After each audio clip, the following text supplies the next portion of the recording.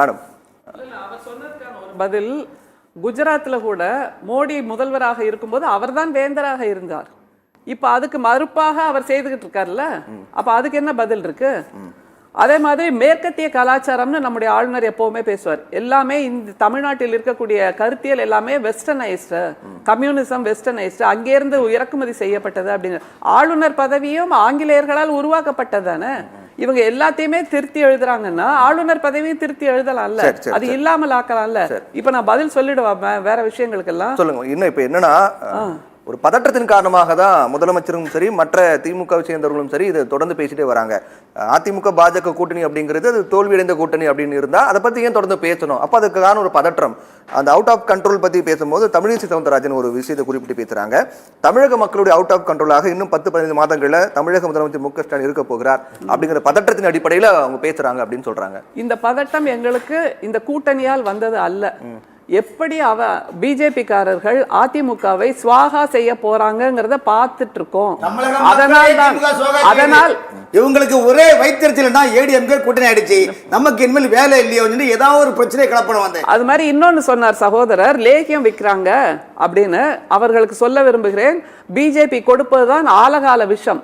நம்முடைய திமுக அரசு கொடுத்து கொண்டிருப்பது லேகியம் என்பது உடலுக்கு நன்மை செய்வது அப்படிங்கறத முதல்ல புரிஞ்சுக்கோங்க. என்னென்ன லேகியம்ங்கிறத முதல்ல சொல்லிடுறேன். அப்புறம் சைவம் வைணவத்தை பத்தி குறிப்பிட்டு சொன்னாரு, அது மிகவும் கொச்சையான பேச்சு, கண்டனத்துக்குரியதுங்கிறது அடுத்த விஷயம். அமைச்சர்கள் நீக்கல சொல்லுங்க, நீதிமன்றம் கேக்குது இல்ல, நீதிமன்றம் ஏங்க அவர் அமைச்சர்கள் நீக்கல ஏன் கேக்குறது சொல்லுங்க. ஆனால் இன்னும் ஒரே தர்மேந்திர பிரதான் பேசுறாரு, தமிழர்கள் மரியாதை இல்லாதவர்கள் பேசுறாரு, நாடாளுமன்ற உறுப்பினர்கள் திசை திருப்பது பேசுறாரு.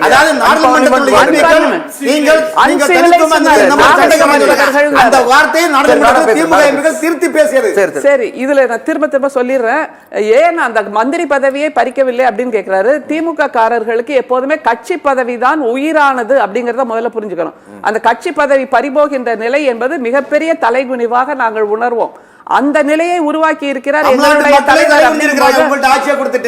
சரி, இன்னொன்னு சொல்றேன், இவர் மனுநீதியை படிச்சிருப்பாருங்கிறது எனக்கு நிச்சயமா சந்தேகமே இல்லை. அந்த மனுநீதியில பெண்களுக்கு திருமணம் நடந்தால் கூட அந்த இவங்க இருக்காங்கல்ல, யாரு, நம்பூதிரிகள், இவர்களிடம் சென்று விட்டுத்தான் கணவனிடம் செல்ல வேண்டும். இதை சொல்றதுக்கே எனக்கு அவமானமா இருக்கு. அப்படிப்பட்ட கட்டாயம் இருந்தது.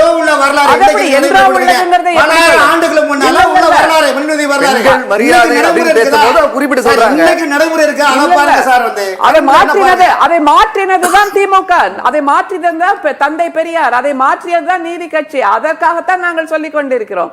அவர் பேசும்போது சொன்னார், ஆண்டாள் தமிழை படித்தார் அப்படின்னு. தமிழை படித்ததனால் தான் இன்றைக்கு நான் திராவிட முன்னேற்ற கழகத்தில் ஐக்கியமாகி இருக்கிறேன், அறிவாலயத்தில் ஐக்கியமாகி இருக்கிறேன். ஏனென்றால் தமிழர்கள், எங்களுடைய கலைஞர் தான் சொல்லிக் கொடுத்தார், தந்தை பெரியார் சொல்லிக் கொடுத்தார், பிறப்புக்கும் எல்லா உயிர்க்கும் அப்படிங்கிறது. அது மாதிரி இறந்தும் உயிர் வாழ்தல் வேண்டி பறந்து கெடுக உலகியற்றியான் அப்படின்னு கடவுளை கூட சாபமிட்டதை சொல்லிக் கொடுத்தது எங்களுக்கு திராவிட கட்சிகள் தான். ஆனா இவர்கள் எல்லாரும் ஏழைகளாக இருக்க வேண்டும். மனுநீதி சொல்லுது, 4 வர்க்கத்துல முகத்தில் பிறந்தவர்களை தவிர மற்ற எல்லோரையும் பிச்சைக்காரர்களாக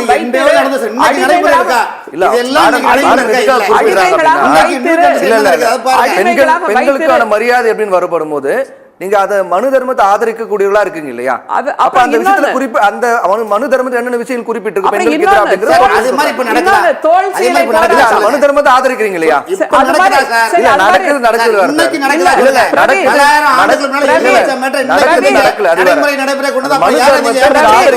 பிரவீன், அது நடக்குதா இல்லையான்னு கேக்குறீங்க. மணிப்பூர்ல நடந்தது என்ன?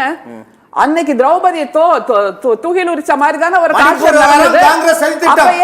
காங்கிரஸ் கட்சியுடைய சதி திட்டம், சர்வதேச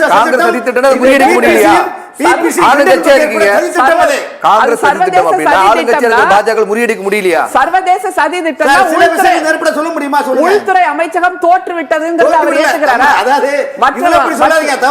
சொல்லாதீங்க. அப்புறம் அங்க இருந்த முதல்வரால் கூட அதை கட்டுப்படுத்த முடியலையா? அப்ப அதுக்கு என்ன அர்த்தம்? பிஜேபி செயலிழந்து விட்டதுன்னு தானே அர்த்தம். அதுக்கு பிறகு தோல் சீலை போராட்டங்கிறது வரலாற்றில் மிகப்பெரிய கொடுமை பெண்களுக்கு நிகழ்ந்தது. அதையும் மாற்றியது திராவிட கட்சிகள் சேர்ந்துதான் நாங்களும் போராடினோம் நினைவுல வச்சுக்கணும். அது மாதிரி எத்தனையோ நாங்கள் சொல்லிட்டே போலாம். இவர் சொல்லலாம், ஆலகால விஷத்தை இவர்கள் கொடுக்கிறார்கள். விஸ்வகர்மா திட்டம்ங்கிற ஆலகால விஷம் இப்ப நீங்க பாத்தீங்களா? விஸ்வகர்மா திட்டம் மத இப்ப நீங்க அதே மத திட்டத்தை இங்க வச்சிருக்கீங்க. இன்னைக்கு நம்மளுடைய முதல்வர் இங்கே ஆரம்பித்திருக்கிறார் திருவள்ளூர்ல. என்னன்னா கலைஞர் கைவினை திட்டம். என்ன திட்டம் சொல்லுங்க?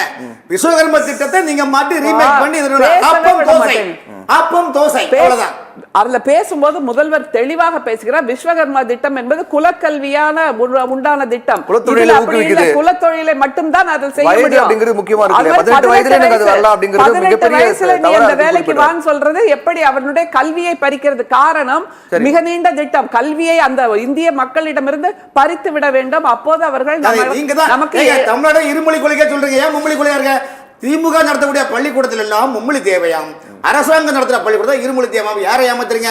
உங்களுக்கு போஸ்ட் விட்டதுக்கு ஆளு தேவை. அதுக்காக தமிழ்நாட்டை பேசவே விட மாட்டேங்கிறார். இருமொழி கொள்கைக்காக போராடி உயிர் தியாகம் செய்த பெரிய பிரகாசனுக்கு பிறகு உடல் உள்ளம் எப்படி இருக்கின்றது? அறிவாளத்தை நோக்கி செல்கின்றது. நடந்த வரலாறு சொல்றாரு. என்ன சார்? நம்முடைய தமிழுக்காக உயிர் தியாகம் செய்த எத்தனையோ பேர் இங்க இருக்கிற தாளமுத்து நடராஜன் மாளிகையிலிருந்து கீழப்பாவூர் சின்னசாமியிலிருந்து எங்களுக்கு மிகப்பெரிய பட்டியல் இருக்கிறது.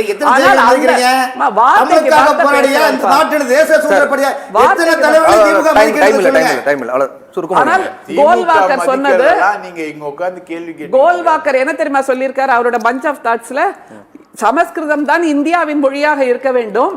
நல்வாய்ப்பாக ஹிந்தியை நாம் அதற்கு முன்னதாக அறிமுகப்படுத்தி விட்டு அப்புறம் சமஸ்கிருதத்தை சொல்ல முடியுமா? அரபு மொழி இங்க படிக்காதீங்க, அரபு மொழி படிக்க கூடாது, தமிழ்நாட்டில் பிறகு தமிழ் தான் நீங்க சொல்ல முடியுமா? சொல்ல தயாரா சொல்லுங்க. சொல்லுங்க, இதுக்கு பதில் சொல்லுங்க. நீங்க சமஸ்கிருதம் வந்து தேவ பாஷை. அது உங்களுக்கு இறுதியாக நேரம் நம்ம குறைவா நம்ம நிகழ்ச்சி முடிக்கணும். அது மாதிரி நாங்கள் கொடுப்பது என்ன லேகியம்னா ஒரு பட்டியலே கொடுக்கலாம். கலைஞர் கைவினை திட்டம்ங்கிற லேகியம், இன்னுயிர் காப்பம்ங்கிற லேகியம், செம்மொழி மாநாடுங்கிற லேகியம். ஆனால் பிஜேபி காரர்கள் கொடுப்பது காசி வைதீக சங்கமம், காசி தமிழ் சங்கம். ஆலகால விஷம்ங்கிறத நான் சொல்ல விரும்புறேன்.